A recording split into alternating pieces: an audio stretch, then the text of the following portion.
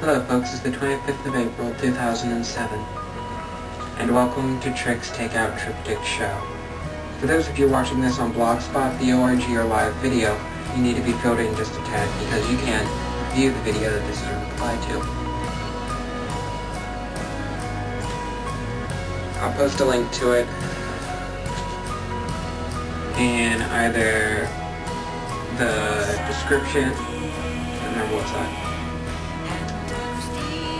the comments, somewhere. But basically, all it was a question.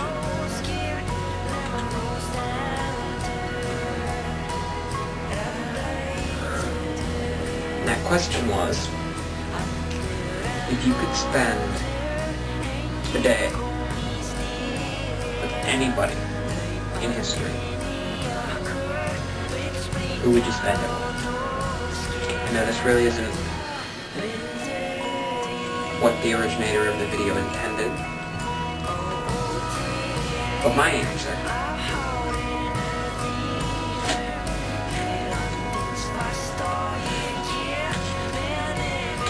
is that I'd spend the day with my paternal grandmother, Marguerite Peggy Barrett. Now, I loved her very much. She was fun to be around.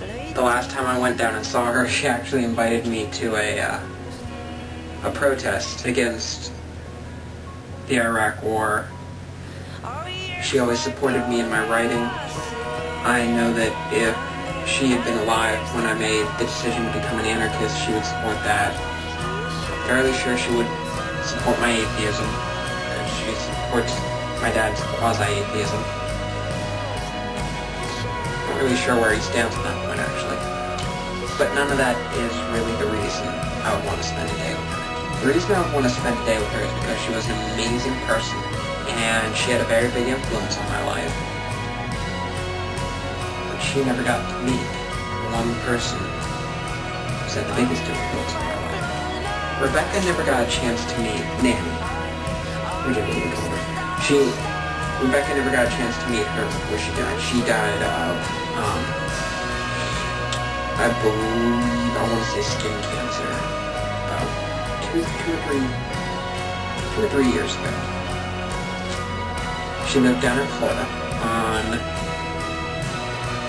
the family's orange grove. So consequently, we didn't get to see her very often. Maybe once a year, maybe twice. So, Rebecca never got to come down and see her. And I really would have liked for Rebecca to meet her, because the two would have loved each other. My grandfather was an artist.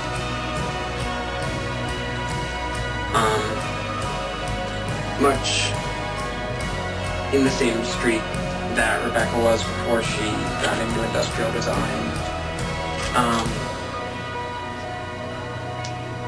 My grandmother was very, very involved in the arts community. She was involved in just about everything I love, except the church. She was involved in the church, minorly. But it would really mean a great deal to me if Rebecca could have met my grandmother. We attended Nanny's funeral down in Maryland after she died, obviously. My paternal family is very, very southern based. My dad grew up in New Orleans before moving to Florida, and so consequently,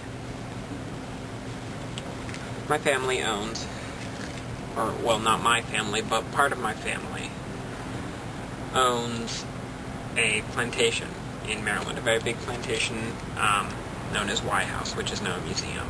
It's not a massive deal, but it's where Francis Scott Key married into our family, and it's also a little bit of nasty past, the plantation that Frederick Douglass escaped from. But it's a museum now, and more importantly, that's where the family graveyard is. My grandmother and grandfather and great-grandmother all were buried there, so I've attended now 3 funerals there. Every time I've been there, it's been for a funeral. And on the last one, on Nanny's, Rebecca attended as well. We got to hear some marvelous stories about Nanny. For example, my grandparents both were very heavily involved in the anti-segregation movements in the 60s. They actually drove black children to schools that were being segregated and had to smear mud and stuff over their license plates so that they couldn't be followed home by the segregationists and either attacked or etc. My grandmother also, they always left their house open to pretty much anybody, so my dad always tells stories about how he'd wake up and there'd be just about anybody. A group of Black Panthers would be staying in the living room. My grandparents were very heavily involved with the Black Panthers. There would be an Irish band just sleeping in the living room when he woke up. This one time, actually, he woke up and he came down and there was a woman sitting getting coffee. And my dad just came down figuring it was somebody who'd been invited over for the night and was talking to her, drinking coffee. Talked to her for almost a full hour before he realized that something wasn't quite right. And eventually the guards, I guess, from the sanitarium near there came down and picked up this very, very pleasant lady who had just simply walked out when the gates were open. Gives you a feeling of how sane my family is that he didn't notice for that long. The only other person I would like to spend another day with would have been Doña, my great-grandmother. She died in 1997 of being 99 fucking years old, pretty much. She was also another person that Rebecca never got to meet, and once again, that would be the reason I would like to spend a day with her. Doña was even crazier than Nanny was. Doña, when she was a young woman, would carry around a 24-gauge shotgun to shoot the rattlesnakes in the orange grove. The orange grove was hers before it was inherited by Nanny or etc. You have to understand this. Doña never broke like 85 pounds in her life, and consequently,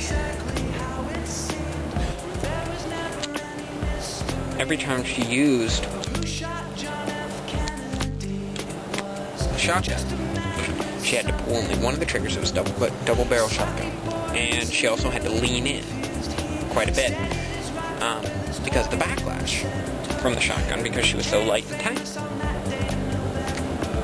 But she carried the damn thing anyways. One time, actually, she was tying up the canoe. Part of the Orange River in Florida runs through the Orange Grove, so they were tying up the canoe on there. When she heard the rattlesnake, so she spun around and took a shot at it. Forgot to lean in, forgot to pull both, forgot to only pull one trigger. Blew the snake to fucking hell, and she ended up like 4 feet back in the river. She also had a bobcat skin.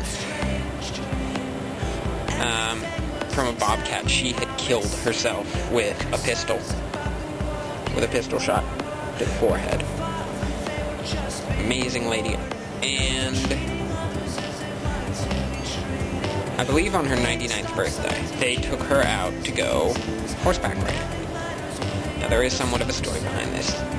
Also in her younger days, heavily in her younger days, rather, Doña jumped horses. Not like jumped over the horses, she raced horses and jumped shit.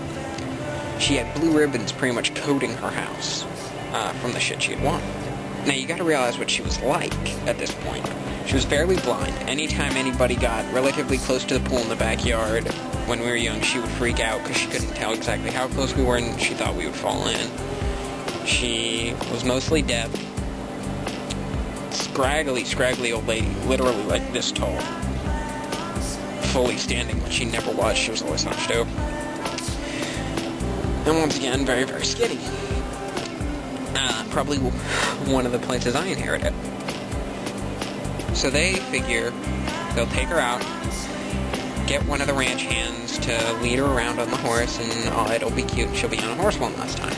Well, everybody made the mistakes of turning their back on Scrappy, which was her nickname, Scrappy. And she kicked the ranch hand away and took off and started jumping over shit. At 99 years old, she got in the newspaper because of that. She was just a spunky old lady. And actually, Dad, Mom, if you're watching this, I'm not sure if you know about this, but there's a picture of her with her future husband that I believe we have either a copy of, or like we either have the photo or we have a Xerox of the photo. And it's a picture of her in like the, I don't know whether it would be like the 20s or 30s or something. One of those old style bathing suits, you know, made out of cotton, shorts, you know, and the things. And she's standing next to a very handsome man that would be her future husband. And they're both in bathing suits and they're on a dock. And written somewhere on the photograph, in her own handwriting, she wrote, "I landed him." We showed this picture when we were going through telling Rebecca about Danya, and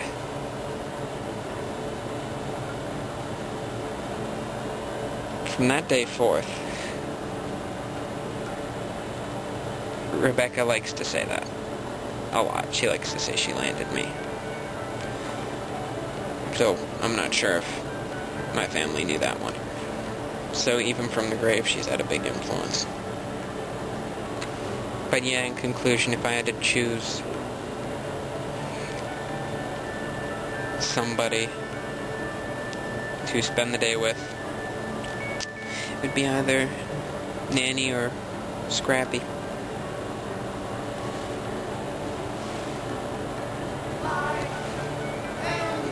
Peace out, guys, and keep on surviving. You know what? I'd also like to see my grandfather for a day as well. Granddaddy. And you know what? Making this video has realized, it's not just to introduce them to Rebecca, although that's the main reason. I also miss all of them terribly. And I didn't really realize how much until right now.